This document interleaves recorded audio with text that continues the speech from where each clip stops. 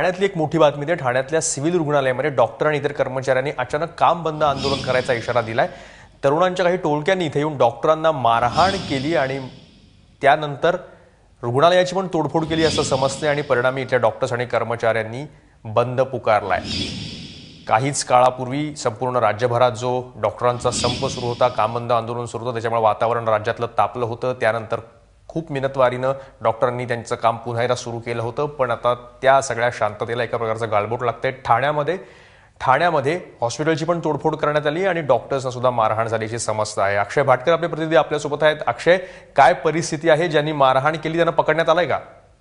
ज्यांनी मारहाण केली ते सर्वजण पळून जाण्यात यशस्वी झालेत, एकालाही पकडण्यात आले नाही। अशी माहिती कळते की मुज्जू हा जो एक या ठिकाणची गुंड होता, त्याला मारहाण झाली होती, त्याच्या हातावर काहीतरी वार झाले होते आणि त्याच्याबरोबर इतर 12 ते 14 माणसं होती जी त्याला घेऊन या हॉस्पिटलमध्ये आली होती। त्यांनी साधा पेपरवर्क देखील करायला दिलं नाही। त्यांना डॉक्टरांना ताबडतोब त्यांनी काम करण्यासाठी त्याच्यावर स्टिचेस घालण्यास सांगितलं। त्याचबरोबर त्याच्यानंतर ज्यावेळी डॉक्टर त्याला IV लावत होते, सलाईन लावत होते, त्या सलाईनवरून वाद झाला की मनगटाला सलाईन लावायचं की हाताला सलाईन लावायचं वरती, त्याच्यावर वाद झाला आणि त्यांनी डायरेक्ट डॉक्टरांना मारहाण करायला सुरुवात केली।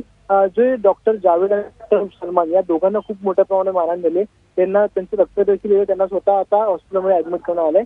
सध्या सगळ्या डॉक्टरांनी जे आहे ते काम बंद ठेवलेलं आहे। फक्त इमर्जन्सी काही केसेस असतील त्याच सुरू करण्यात आलेले आहेत। इतर जे काही काम बंद आहे यासाठी आता सध्या CCTV चेक होत आहे की नेमकं कोण लोक होती, त्यांचा तपास सध्या करतात। ऍडिशनल CP स्वतः आलेले आहेत, या ठिकाणी DCP आलेले आहेत आणि पोलिसांचा पहारा म्हणजे 4 पोलीस पहारेकरी या ठिकाणी असताना देखील अशी घटना कशी झाली, कोण होते ती लोक, ती शोधण्याचा प्रयत्न आता पोलीस करतात। धन्यवाद अक्षय, तुम्ही दिलेल्या माहितीबद्दल। लक्ष ठेवून राहायच्या घडामोडींवर।